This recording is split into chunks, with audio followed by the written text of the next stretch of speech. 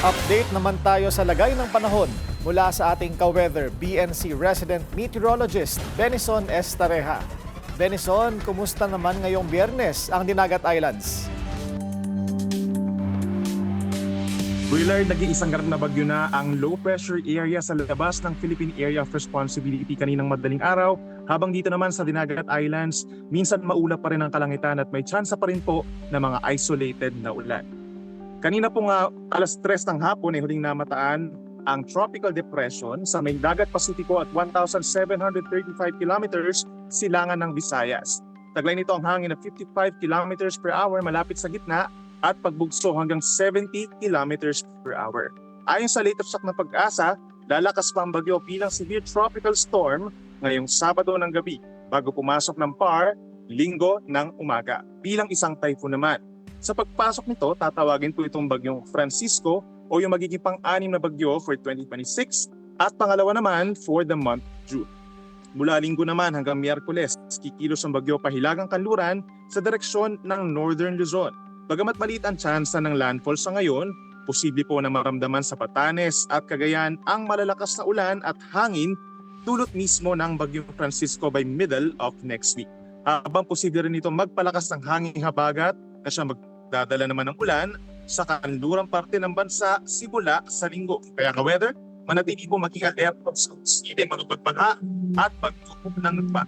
Sa weather forecast sa Pag-asa ngayong weekend, maaraw sa malaking bahagi po ng Luzon sa umaga, maliban sa mga may hinang ulan dito po sa may Quezon at Camarines Norte. At pagsapit naman po ng Sabado ng hapon at gabi, meron pa rin aasahang mga isolated thunderstorms sa may Ilocos Region, Abra at Benguet. Pagsapit naman ng Linggo, sa umaga hanggang sa hapon, posible naman ang mga isolated thunderstorms sa Calabarzon, Marinduque at Metro Manila at for the rest of Luzon, partly cloudy skies at minsan maaraw pa rin ang kalangitan. Pero pagsapit po ng early evening hanggang sa gabi na po yan, may chance pa rin ng mga isolated thunderstorms lalo na sa La Union, Benguet, Central Luzon at halos buong Southern Luzon at Metro Manila. Kaya ka-weather, magdala pa rin po ng payong kung kinakailangan.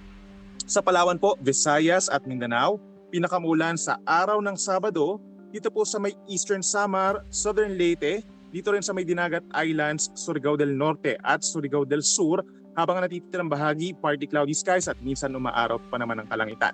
Pagsapit po ng hapon hanggang gabi, may tsansa na rin po ng mga pagulan at mga localized thunderstorms dito po sa may bahagi ng Palawan, gayon din sa may Northern Mindanao, Zamboanga Peninsula, buong Caraga region na Negros Island Region, Bohol, at mag-ingat pa rin po sa banta ng mga pagbaha at pagguho ng lupa dahil minsan lumalakas po ito at araw-araw na po na nagkakaroon halos sa mga isolated thunderstorms. Then pagsapit po ng Linggo, pinakamaulan sa umaga dito po sa Zamboanga Peninsula, Basilan, southern portion ng Negros Oriental at sa Linggo ng hapon at gabi dahil po sa hanging habagat or southwest monsoon na unti-unti na pinalalakas nitong tropical cyclone po na tatawagin natin bagyong Francisco. May tsansa po ng kalat-kalat ng ulan sa Palawan, Western Visayas, Negros Island Region, Zamboanga Peninsula, Bangsamoro Region at Northern Mindanao. Kaya ka-weather, inuulit natin, mag-ingat pa rin po sa banta ng mga pagbaha at pagguho ng lupa. At yan muna napapanahong balita ngayong Biyernes, gikan diri sa bayan ng San Jose sa Dinagat Islands. Ako po ang inyong ka-weather, Benison Estareja na nagsasabing, ang swerte darating sa tamang panahon.